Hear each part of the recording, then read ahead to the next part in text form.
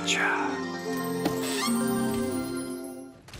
Hello everyone, and welcome to another Monster Hunter World video. This is Thegameconomist, and today we're going to be taking a look at a GRIFFON BLAZOOKA heavy bowgun build for countering Kulve Taroth.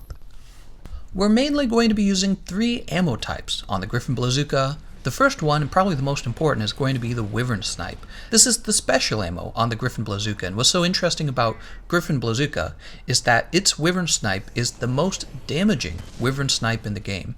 And if you bring focus and special ammo boost on your build, which I have, you can deal a tremendous amount of damage to monsters with a long body.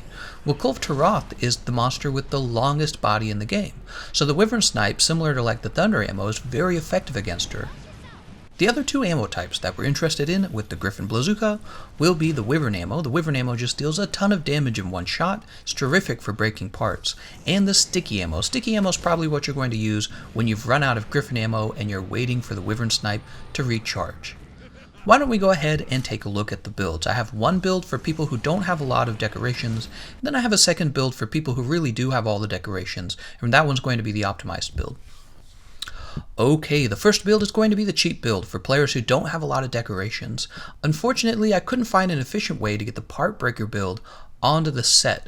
However, the Wyvern ammo on GRIFFON BLAZOOKA is already so good at breaking parts, you shouldn't have too much trouble. Notice how I had a whole bunch of leftover small decoration slots, and I simply put in fire resistance decorations. You can put in the protection decoration as well, or you can even put in 4 attack decorations if that's what you prefer. Build number 2 is for players who have a lot more of the decorations unlocked. Notice you're going to have to be able to fill in the artillery decorations and the special ammo boost decorations on this build. I also went ahead and filled in all my extra small decoration slots with the attack decorations. The main difference between this one and the previous one is that I'm able to bring focus level 3 onto the build, and that means I'm going to be able to use Wyvernsnipe more often.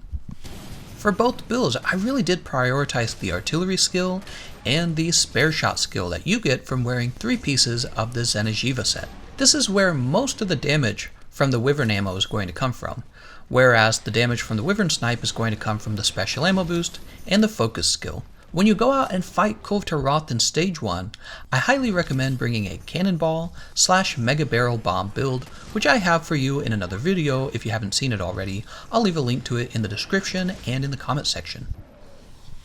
However, after Stage 1, you're pretty much set. This is one of the few builds where you don't need to swap builds between stages 2, 3, and 4. That's because GRIFFON BLAZOOKA's explosive damage doesn't really worry about elemental types or anything like that, like hit zones. You're always going to deal really great damage with the Wyvern ammo, so you can use this build all the way to Stage 4. The only thing you're going to have to be concerned about is constantly refilling your ammo. Once you're out of Wyvern ammo, I would look for an opportune moment to travel back to camp and refresh your ammo. That's because you can only hold 10 shots of the Wyvern ammo at a time, and 5 of those have to be crafted. So anytime Kulve Taroth moves to a new stage, that's a pretty decent time to head back to camp and refill your ammo. And what you want to be doing is using Wyvernsnipe anytime it comes back, and be sure to use it as effectively as possible, and this helps you kind of conserve your Wyvern ammo. It progresses you in the fight before you run out of Wyvern ammo. And if you ever do run out of Wyvern ammo, but you know you're almost to the next stage of the fight, try using the sticky ammo level 1, and even the melee is not that bad on GRIFFON BLAZOOKA. Alright, next I'm going to go ahead and show you my item loadout. Notice how I've brought 5 Dragon Strike nuts and 5 Blast nuts. Those are for crafting more sticky ammo and for crafting more Wyvern ammo. Finally, I'll show you my radial menu. You'll notice it's just set up so that I can build more sticky ammo, more Wyvern ammo, and more mega barrel bombs. One more tip for you guys, if you're trying to solo with this weapon, I recommend giving your Palico the Bond Ball weapon.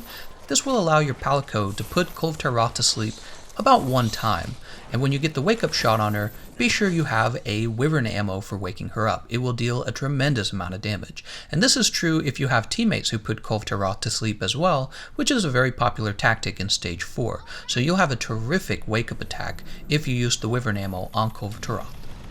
Okay, well that's everything I have to say about the GRIFFON BLAZOOKA. I do also have a video on using Thunder ammo versus Kulve Taroth.